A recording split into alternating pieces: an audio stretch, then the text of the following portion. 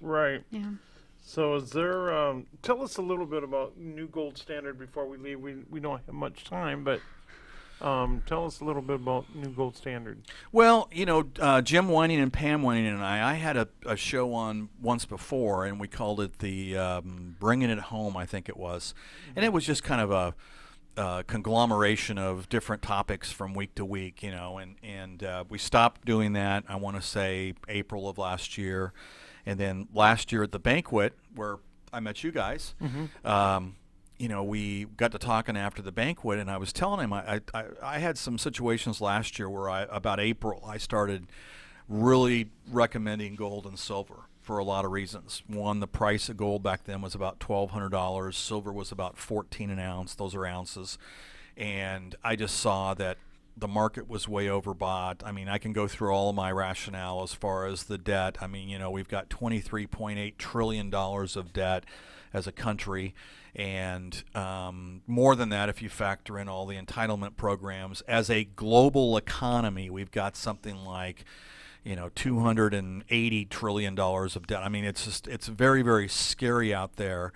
And I was going to some of my better clients and suggesting that they buy gold and silver, and some of them did, and some of them have done very, very well because of that. And so I mentioned that to Jim, and we were like, well, why don't we do a show about alternative assets? Because no one ever talks about gold and silver except me. I mean, there are a few other folks. I'm just joking, but I mean, the point is that most of the talking heads out there are talking about stocks and bonds and mutual funds and ETFs and annuities and all these things that they have ways of getting paid to represent, and so the gold and the silver sometimes takes a back seat because they don't have the same ability to generate income for an advisor as, say, putting your money under management and charging you 1.5–2% a year, whether your account goes up or down.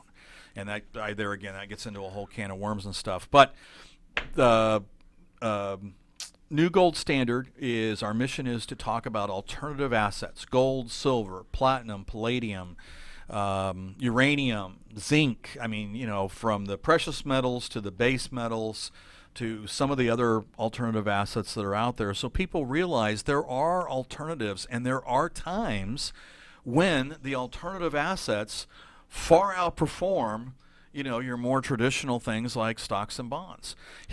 To kind of wrap up just a little bit about my philosophy, right, and what I'm trying to do with the show is I always have thought of myself as a contrarian. And what I mean by that is, if everybody is going after, a stock, I want to stay the heck away from it. If everybody is going, if everybody's in the right lane, I'm going to try and go in the left lane, things like that.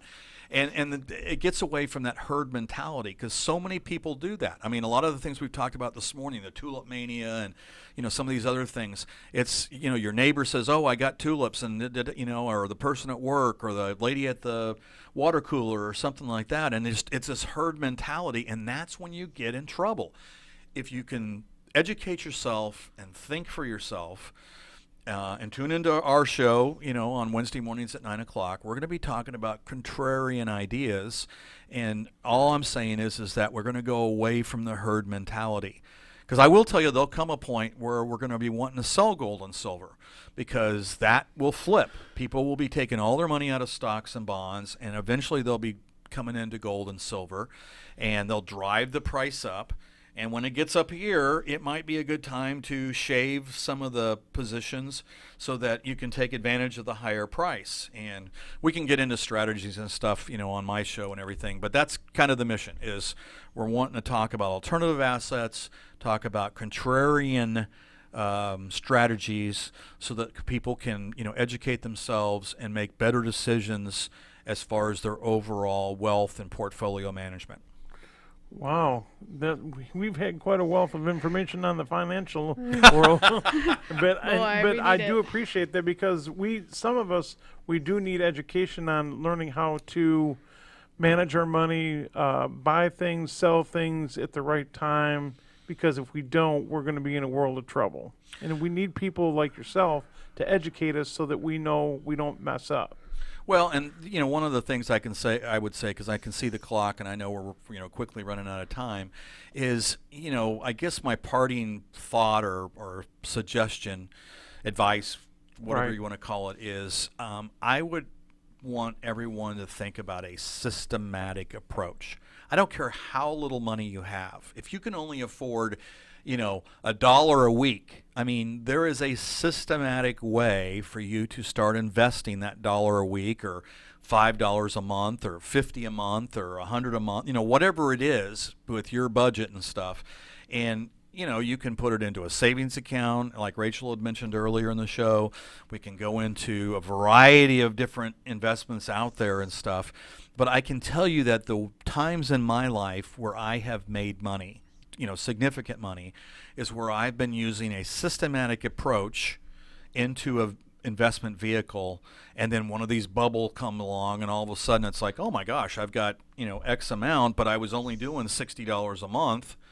And now I've got, this amount, and now this amount is this amount. And it's that systematic approach. And one of the reasons why it works is, one, especially if you can set it up to be automatic, it takes the self-discipline out of the equation. Because I can guarantee you, there was a strategy a couple years back, buy term, invest the difference. And everybody got on that bandwagon. Well, the problem was no one had the discipline to invest the difference every month. So they bought term, and they never invested anything. So the discipline can be taken care of with a systematic approach. And then the other thing, one last thing in closing on this, is with a systematic approach, if you're going into, say, something like a mutual fund, if the market's up, you're buying fewer shares, but you're still buying them. And then when the market goes down, you're buying more shares. And so that way you're not depressed because the market's down. It's like, oh, I'm actually getting more shares with this month's contribution. Right. And what that does is that pretty much guarantees your average cost will be lower than the average price. And over time, that's going to benefit your portfolio and your wealth as compared to kind of trying to outguess and I'm going to wait for the right time to buy. And then you don't buy, and then you do buy when it's gone up. And if you get that going and stuff, you're just going to make mistakes. So I guess in closing, I would say I'd like to be a contrarian, and I'd like to encourage folks to have a systematic approach. Well, thank you, Tony. I thank you very much for being, and we'd like to have you come back, and we'll talk more. I'd love to. We'd love to have you come back and talk about the Bitcoin. We can talk about that sometime. And so I appreciate you coming on. And we're about ready to get out of here in a little bit, but we just want to thank everybody for joining us on YouTube. And Rachel, thank you very much for helping me out. I'm glad I had the opportunity to come. Usually I'm at work. Yeah, so, but it was nice. Thank you very much. And, well, folks, I'd like to let you know that next week, you know what? I think we got time for one more commercial, don't we, Matt? No, that's right. No, you go ahead. What were you talking about? Next week what? Oh, next week we've got another very special guest. He's quite a young man. He's got his own internet radio show, and he's a friend of ours from church, and so we can't wait to hear what John Christopher has to tell us about. Oh, I thought you were talking about me. I was like, wait, what? No, you. I thought we already did you. No, not yet. Not yet. Okay. Well, Jay, I'm on deck just in case. We're going to have you back on as my co-host next week.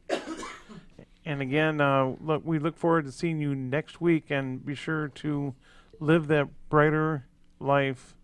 And I know I'm saying brighter life, but it is brighter living live.